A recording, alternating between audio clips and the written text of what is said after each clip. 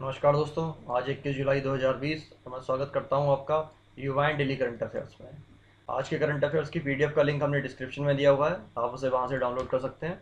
साथ ही साथ अगर आपने हमारे प्रीवियस जो क्विजेज हैं या फिर डेली करंट अफेयर्स है वो नहीं देखा है तो वो भी आप ज़रूर देखिए, क्योंकि आपके एग्ज़ाम के लिए वो भी यूज़फुल है।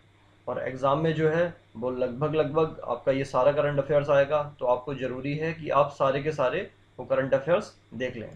आज के क्विज में हम लोग डिस्कस करने वाले हैं 12 क्वेश्चंस, और जो कि मोस्ट इंपॉर्टेंट क्वेश्चंस हैं। उसके साथ साथ में हमने डिस्क्रिप्शन दिया हुआ है इन क्वेश्चंस का, जहाँ पर भी रिक्वायर्ड है उस डिस्क्रिप्शन को आप बहुत अच्छे से तैयार करते हुए चलिए, क्योंकि उनसे आपके स्टैटिक जीके के भी क्वेश्चन बनेंगे और करंट अफेयर्स के भी क्वेश्चन बनेंगे।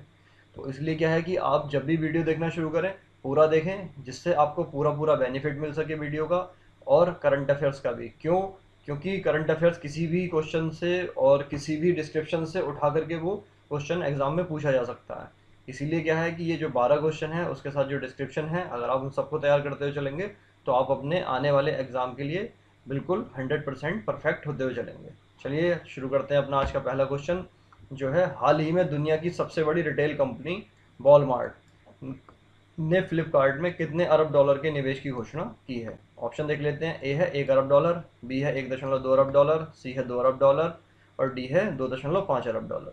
उसका सही उत्तर है ऑप्शन बी, जो है 1.2 अरब डॉलर। वॉलमार्ट ने जो है फ्लिपकार्ट में 1.2 अरब डॉलर की निवेश की घोषणा की है। चलिए बढ़ते हैं दूसरे प्रश्न की ओर। निम्नलिखित में से कौन सा या से कथन सही है या है। आपको चुनना है कि इन चारों कथनों में से कौन से कथन सही हैं। पहला देख लेते हैं। कोरोना महामारी के बावजूद पिछले 3 महीने में भारत में 20 अरब डॉलर के विदेशी निवेश की घोषणा की गई है। कथन 2 है। भारत में हो रहे विदेशी निवेश में अमेरिकी कंपनियों की हिस्सेदारी सबसे ज़्यादा है। कथन 3 है। गूगल ने 13 जुलाई को 10 अरब डॉलर के निवेश की घोषणा की है। और कथन 4 है। फॉक्सकॉन, जो कि चीन की इलेक्ट्रॉनिक्स मैन्युफैक्चरिंग कंपनी है, एप्पल के आईफोन की असेंबलिंग करती है। यह कंपनी भारत में 1 अरब डॉलर का निवेश करेगी। तो इन चारों कथनों में से आपको देखना है कि कौन सा सही है। इनके ऑप्शन है। केवल 1, 3 व 4 सही है। दूसरा है केवल 1, 2, 3 सही है। सी है केवल 2 व 3 सही है। और डी है केवल 1 और 3 सही है। उसका सही उत्तर है ऑप्शन बी, जो है केवल 1, 2, 3 सही है। मतलब जो चौथा कथन है वो गलत है। तो पहले सही कथन देख लेते हैं। देखिए, कोरोना महामारी के बावजूद पिछले 3 महीने में भारत में 20 अरब डॉलर के विदेशी निवेश की घोषणा की गई है। और दूसरा है, भारत में हो रहे विदेशी निवेश में अमेरिकी कंपनियों की हिस्सेदारी सबसे ज़्यादा है, ये भी सही है। और तीसरा ये है कि गूगल ने 13 जुलाई को 10 अरब डॉलर के जो निवेश है उसकी घोषणा की थी। और जो चौथा है, चौथा क्या है कि फॉक्सकॉन, जो कि चीन की इलेक्ट्रॉनिक्स मैन्युफैक्चरिंग कंपनी है, एप्पल के आईफोन की असेंबलिंग भी करती है, और यह कंपनी भारत में 1 अरब डॉलर का निवेश करेगी, ये गलत है। और ये गलत क्यों है? क्योंकि फॉक्सकॉन कंपनी जो है वो चीन की कंपनी नहीं है। फॉक्सकॉन कंपनी जो है वो है ताइवान की इलेक्ट्रॉनिक्स मैन्युफैक्चरिंग कंपनी है। बढ़ते हैं तीसरे प्रश्न की ओर। अयोध्या में श्री राम जन्मभूमि पर प्रस्तावित मंदिर की ऊंचाई कितने फीट प्रस्तावित की गई है। ऑप्शन ए है 120 फीट, बी है 140 फीट, सी है 161 फीट और डी है 200 फीट। उसका सही उत्तर है ऑप्शन सी, जो है 161 फीट। देखिए, श्री राम जन्मभूमि पर प्रस्तावित मंदिर जो है वो 161 फीट ऊंचा होगा और इसमें 5 गुंबद होंगे। और यह निर्णय जो है वो अयोध्या में हुए श्री राम जन्मभूमि तीर्थ क्षेत्र ट्रस्ट की बैठक में लिया गया। और बैठक में भूमि पूजन के लिए प्रधानमंत्री नरेंद्र मोदी को आमंत्रित करने का निर्णय भी लिया गया है। और पूर्व में जो है वो प्रस्तावित मंदिर जो है उसकी 128 फीट ऊंचाई जो थी वो प्रस्तावित थी, और वहीं इसकी ऊंचाई को क्या है, 33 फीट और ऊंचा करने का निर्णय लिया गया है। और इसके अलावा पूर्व में प्रस्तावित 3 गुंबद के स्थान पर अब 5 गुंबद बनाने का निर्णय भी लिया गया है। और श्री राम जन्मभूमि तीर्थ क्षेत्र जो ट्रस्ट है उसके अध्यक्ष हैं महंत नृत्य गोपाल दास। चलिए बढ़ते हैं चौथे प्रश्न की ओर। जो है हाल ही में एनटीपीसी ने कौन सी कंपनी के साथ साझेदारी करके नवीकरणीय ऊर्जा तथा भारत में साझा महत्व के अन्य क्षेत्रों में बिजली वितरण के लिए पूंजी जुटाने की क्षमता को बढ़ाना है। ऑप्शन देख लेते हैं। ए है राष्ट्रीय निवेश और अवसंरचना कोष, बी है राष्ट्रीय निवेश और औद्योगिक परिषद, सी है पावर फाइनेंस कॉरपोरेशन लिमिटेड और डी है एचडीबी फाइनेंस सर्विसेज। और इसका सही उत्तर है ऑप्शन ए, जो है राष्ट्रीय निवेश और अवसंरचना कोष। चलिए बढ़ते हैं पांचवें प्रश्न की ओर।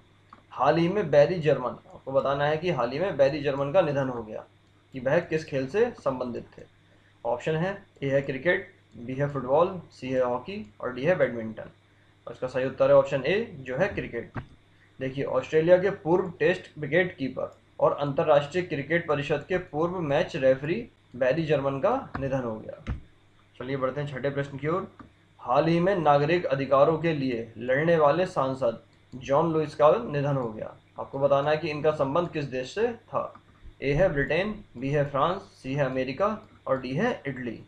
और इसका सही उत्तर है ऑप्शन सी, जो है अमेरिका। देखिए, नागरिक अधिकारों के लिए आंदोलन करने वाले सांसद जो है जॉन लुइस का निधन हो गया, और वह अमेरिकी इतिहास के सबसे बड़े नायकों में से एक हैं। और जॉन लुइस जो है वो नागरिक अधिकारों के लिए आंदोलन करने वाले बिग 6 नागरिक अधिकार कार्यकर्ताओं में से एक थे। चलिए बढ़ते हैं सातवें प्रश्न की ओर, जो है हाल ही में अंतर्राष्ट्रीय ओलंपिक समिति IOC ने वर्ष 2022 में आयोजित होने वाले युवा ओलंपिक को 4 वर्ष के लिए स्थगित कर दिया है। अब यह युवा ओलंपिक का आयोजन वर्ष 2022 में कहां पर प्रस्तावित था। यहाँ की जगह इस होगा। और ऑप्शन देख लेते हैं। ए है डकार, बी है बीजिंग, सी है बैंकॉक और डी है हरारे। और इसका सही उत्तर है ऑप्शन ए, जो है डकार। देखिए, हाल ही में अंतर्राष्ट्रीय ओलंपिक समिति ने वर्ष 2022 में आयोजित होने वाले युवा ओलंपिक खेलों को कोरोना महामारी के कारण 4 वर्ष के लिए क्या है, स्थगित कर दिया है। और इस खेल का जो आयोजन है वो वर्ष 2022 में सेनेगल की राजधानी डकार में होना प्रस्तावित था। और अब यह खेल प्रतियोगिता वर्ष 2026 में आयोजित होगी। और अंतर्राष्ट्रीय ओलंपिक समिति के अध्यक्ष हैं थॉमस बॉक। चलिए बढ़ते हैं आठवें प्रश्न की ओर। हाल ही में कुशमैन एंड बेकफील्ड की वैश्विक विनिर्माण जोखिम सूचकांक में भारत की कौन सी रैंकिंग है। ऑप्शन ए है 3rd, बी है 5th, सी है 9th और डी है 12th। उसका सही उत्तर है ए, 3rd मतलब तीसरी।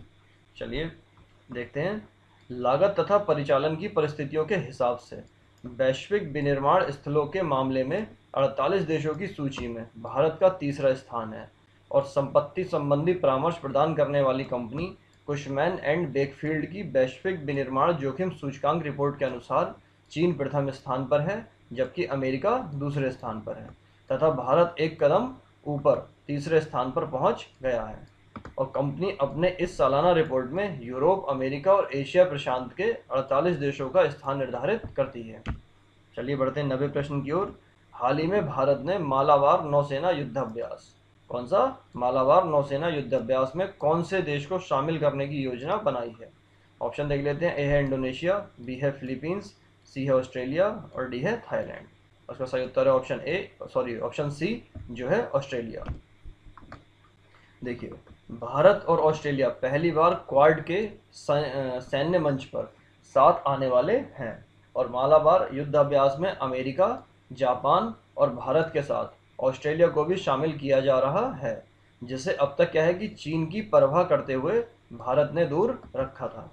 और हिंद महासागर में होने वाले मालाबार युद्धाभ्यास में ऑस्ट्रेलिया को न्योता दिए जाने से चीन बौखला गया है। और चीनी कम्युनिस्ट पार्टी के मुखपत्र ग्लोबल टाइम्स ने लिखा है कि भारत में मालाबार युद्धाभ्यास में इस साल ऑस्ट्रेलिया को शामिल करने की योजना बनाई है, जिसके पीछे रणनीतिक कारण हैं। अभी तक क्या है, इस युद्धाभ्यास में भारत, अमेरिका और जापान की नौसेना ही हिस्सा लेती थी। और इस साल पहली बार ऐसा होगा कि ऑस्ट्रेलिया की नौसेना भी इसमें भाग लेगी। देखिए, क्या है मालाबार युद्धाभ्यास। मालाबार नौसैनिक युद्धाभ्यास की शुरुआत जो हुई थी वो 1992 में अमेरिका और भारत के बीच द्विपक्षीय सैन्य डील के रूप में हुई थी। और जापान जो है वो इस युद्धाभ्यास में वर्ष 2015 में शामिल हुआ था। और इस युद्धाभ्यास को जो है 3 देशों के बीच सैन्य सहयोग को बढ़ावा देने के लिए डिज़ाइन किया गया है।